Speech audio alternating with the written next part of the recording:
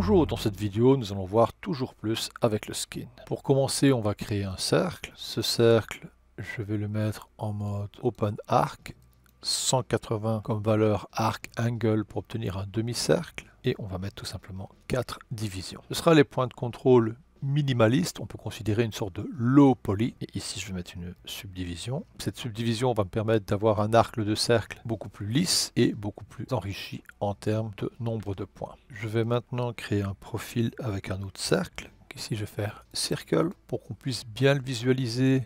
Je vais réduire sa division, en profiter pour réduire aussi son échelle. Et ici, je vais tout simplement mettre un nœud copy pour distribuer ce cercle sur la ligne.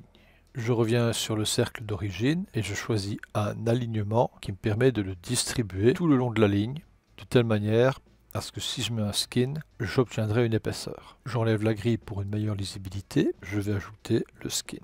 Nous remarquons que nous obtenons un écrasement dû au fait que lorsque j'ai fait une copie, certes, j'ai réussi à aligner correctement le profil le long du chemin d'une manière qui peut sembler correcte, mais malheureusement, il reste toujours aligné par rapport à l'univers. Dans la colonne d'affichage, nous avons la possibilité d'afficher les points et l'orientation des normales des points. Je vais donc aller maintenant dans les paramètres relatifs aux orientations des normales, et ce, par rapport au chemin. Je vais mettre un outil Polyframe qui va générer des nouveaux attributs de coordonnées pour les points et les sommets en fonction de ce que l'utilisateur a besoin. Donc ici, Polyframe. Ce qui va m'intéresser, c'est les tangentes soit en U ou V. Donc la définition de UV, je l'ai déjà vue. Donc on va afficher ici Polyframe. Je vais prendre uniquement les tangentes en V. Maintenant, je vais renommer les attributs en mettant un attribute rename. Il me propose plusieurs entrées. Je vais en prendre une seule. Ici, je vais prendre le nom tangente V, donc CTRL-C. Maintenant, je le copie, CTRL-V. Et je vais l'appeler app. Automatiquement, vous allez voir la distribution de votre forme qui va suivre l'orientation de la courbe. Inutile de vous dire qu'à ce moment-là, le skin va avoir un aspect nettement moins perfectible. On peut couper en rajoutant un nœud clip.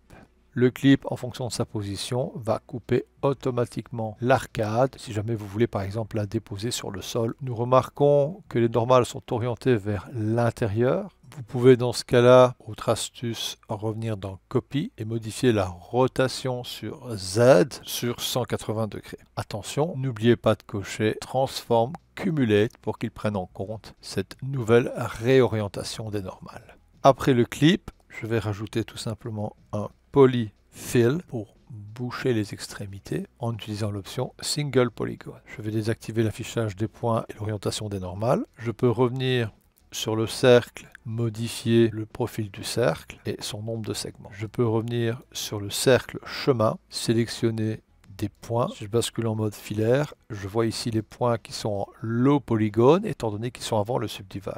On peut tout à fait les sélectionner et appuyer sur T pour avoir un nœud d'édit qui va vous permettre de réajuster la position et la gestion du chemin. Voici donc une approche qui nous ramène vers les concepts des vidéos et des prérequis relatifs aux attributs et qui permet d'en voir un peu plus en termes de consolidation. À bientôt!